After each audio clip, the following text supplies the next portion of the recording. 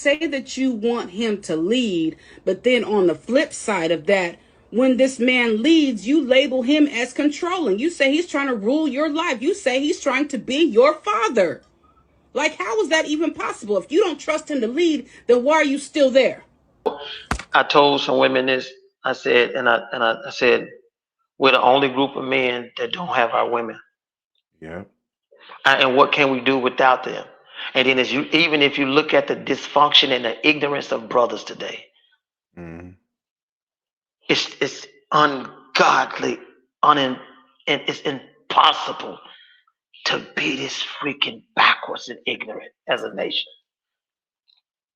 Man. How can you exist? But let me share something with you real quick.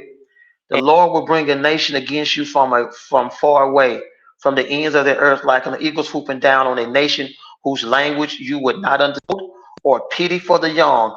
They will devour your young of your livestock and the crops of your land until you are destroyed. They would leave you no grain, new wine, or olive oil, nor any calves of your heads or lambs or your flocks until you are ruined. They will lay siege to all the cities throughout your land until the high fortified walls of which you trust fall down. They will besiege all the cities throughout the land, and the Lord your God is giving you. You're losing Chicago, New York, California, New York, New Jersey, Boston, Arizona, New Mexico. I said California, Denver. Those just some of the blue states. Yeah. Here in Texas, they already here in Texas, and they spread. It's right here. But you don't know what to do because you don't know this is you. So what do you believe should be done? There's Find another God. scripture. There's another scripture. Wait a minute. Hold on a second. I like that you said that. And like I said, I want to answer, because this is what I've been saying for the longest, that we're screwed, that it's over. I mean, that's like I keep on saying the only way out of this is to leave here. You know, if you have your family, if you have cooperation with your woman, you could have built up something that you can go ahead and say, you know what, I'm just gonna exit. I'm gonna go into another land and start businesses and do things and act like that and get the hell out of here. But it don't always work out that way.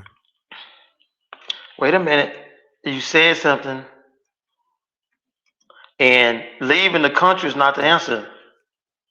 It's You're gonna hear it here okay. first, ladies and gentlemen. The answer. If my people who are called by my name humble themselves and pray and seek my face and turn from their wicked ways, then I will hear from heaven and will forgive their sin and heal their land. It's scriptural. This is some scriptures, something that's been written for thousands of years.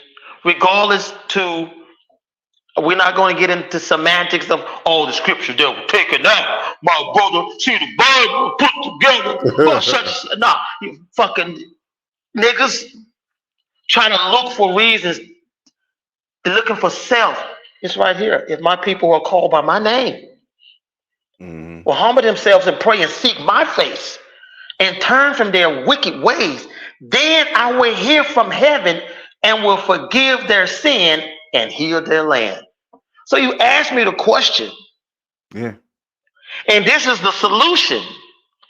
But the arrogance of Black Americans, they're not going to know who they are to even turn back to God. They're going to stay in the position that they're in. Well, I missed earlier when it talks about how Black Americans, or I will make you few in numbers. First thing I'll make you few in numbers is abortions. Yeah.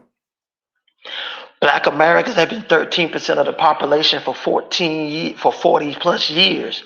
How? Right. Why? Genocide. Immigrants Mm. being flooded out with immigrants. Mm-hmm. So you're dealing with abortions, 1,000 a day, immigration, disease, just name it, parenticide, homicide, suicide. Everything that's plaguing Black Americans are making Black Americans, you're few in numbers. Immigrants